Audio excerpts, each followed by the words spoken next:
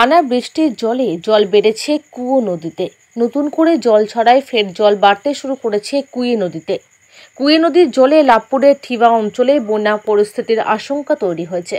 লাভপুরের ঠিবা অঞ্চলের হরিপুর, জয়চন্দ্রপুর, চতুর্ভুজপুর এই তিনটি গ্রামের আশেপাশে জলে জলার্জীর্ণ। তিনটি গ্রামের মানুষজন কোথাও বেরোতে পারছেন না। গর্ভবতী মহিলাদের শরীর খারাপ হলে খুব সমস্যার সম্মুখীন হতে হচ্ছে।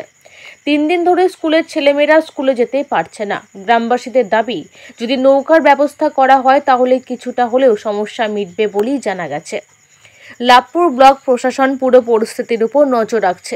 ইতিমধ্যে এলাকা পরিদর্শন করেছেন লাভপুরের বিডিও শিশুতোষ প্রামাণিক। এলাকায় ত্রাণ শিবির খোলা হয়েছে। একই সাথে জরুরি অবস্থার জন্য ওষুধ পাঠানো হয়েছে প্রশাসনের তরফ থেকে।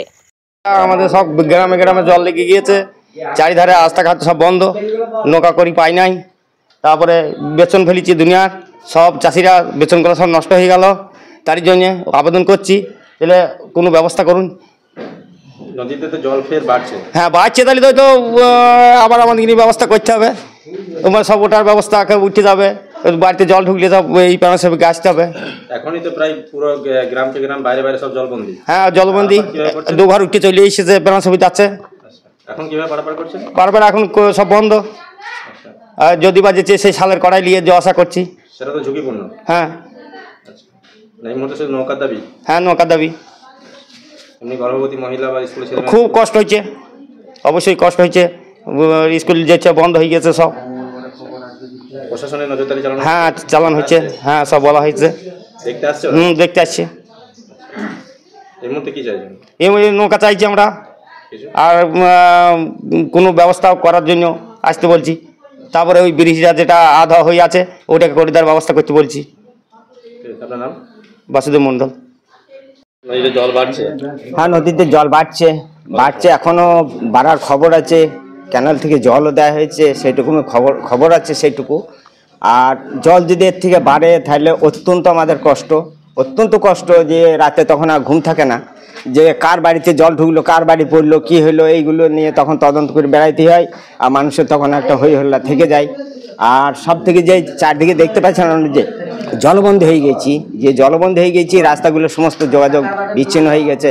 যার ফলে সব থেকে যে এই 30টি মৌজা, 2টো পঞ্চায়েতে 30টি মৌজার যে ক্ষতি, যে বিচন নষ্ট হয়ে গেল, এইটা হচ্ছে সব থেকে। এরপরে যে কোথা থেকে এনে, যদিও বন্যার পরে যে হয়তো চাষের এখন অসময় হয়নি, কিন্তু বন্যার পরে যে আমরা চাষ করবো কি কিছু, সেটা উপায়টা কিছু থাকবে না। যদি ফের জল বাড়ে, বৃষ্টি যদি হয়, কতটা আতঙ্কে থাকবে না? আতঙ্ক চরমতম। এর থেকে যদি বড় বন্যা হয় তখন তো বাড়িতে জল ঢুকবে, তখন সেই বাড়ির লোকগুলোকে নিয়ে, যাদের বাড়িতে জল ঢুকবে তাদেরকে নিয়ে সামাল করে বেড়াইতে হয়। তখন কি করা যাবে? তখন এনে ত্রাণ শিবিরে আশ্রয় দিতে হয়, তাদের খাবার দাবারের ব্যবস্থা করতে হয়। আর তাদের যে গরু বাছুর থাকে সেগুলো নিয়েও খুব একটা অসুবিধা। আর এখানে ওই যে চারিদিকে বন্যা হলে গ্রামের সাপের উপদ্রবটা বেশি হয়। আর এই যে চারিদিকে যে জলবন্দী আমরা হয়ে গেছি, বিডিও সাহেব অনেকটা চেষ্টা করেছেন যে নৌকোর জন্য, কিন্তু ব্যর্থ হয়ে গেছি। নৌকোর যোগাযোগ এখন পর্যন্ত করতে পারিনি। মানুষের জন্য, সাধারণ মানুষের জন্য নৌকার ব্যবস্থা এখন পর্যন্ত আমরা ঠিকঠাক করতে পারিনি। এর জন্য আমরা খানি ব্যর্থ হয়ে আছি। যে নৌকো কতক্ষণে পাবো বা বাইরের সাথে আমাদের যোগাযোগটা হবে, সেটাই আমরা আশা করে বসে আছি।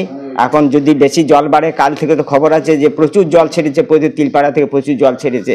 যদি সেই বেশি জল হয়ে যায় তখন তো আমাদের আরও বিপজ্জনক হবে, সেটা নিয়ে আতঙ্কেই আছি। গর্ভবতী মহিলা গতকাল একটা ছিল, কালকেই সেই সালের কড়াই, ওই গুড় করা কড়াই দিয়ে কালকে লাঙ্গলহাটায় তুলতে হয়েছে।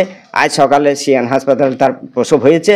তা সেটাও সেই কালকেই ওই গুড় করা কড়াই একটা পশু থেকে নিয়ে যাওয়াটা কতটা একটা বিপজ্জনক। যে কোনো সময় হয়তো যদি ঝড় বাতাস ওঠে তখন পাল্টে খেয়ে যেতে পারে। ও কড়াইয়ের মধ্যে যদি বাচ্চা হয়ে যায় তাহলে তখন কেমন একটা সমস্যা দেবে। যদি একটা নৌকা থাকে তাহলে হয়তো অতটা অসুবিধাটা হয় না।